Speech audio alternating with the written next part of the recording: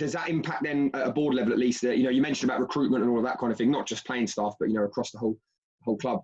Does that influence maybe the way that you would have done that? And also, how, if you know what me asking, just for us on the outside, how are those sort of decisions made? Does it need to be voted on? Is it sort of not necessarily an autocratic sort of approach, but how does it sort of work if you want to maybe bring in player A or just a different member of staff and that kind of thing?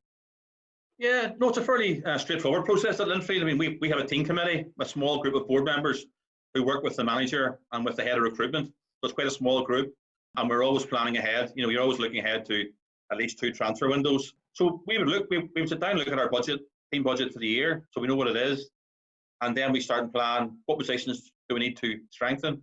And our head of recruitment then, has very, very good contacts. And I suppose maybe in previous years, clubs may have just looked at our own internal leagues in terms of the market for players, maybe down south, occasionally players from Scotland. But I think we're all looking much wider now. We've brought in some European players in recent years with sort of mixed success.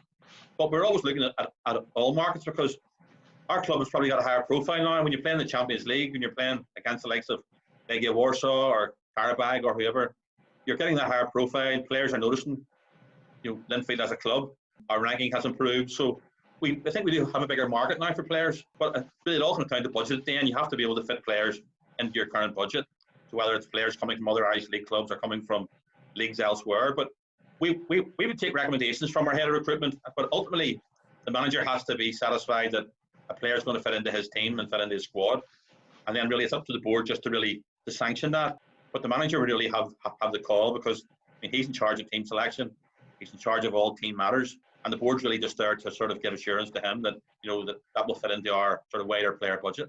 Is part of that role also to mediate between the two? Because I suppose if there is a slight, not disagreement, maybe discrepancy between, say, what I'm only doing this hypothetically, what the manager thinks and, say, the head of recruitment, is that also part of your role to almost mediate between the two, or not really in that sense?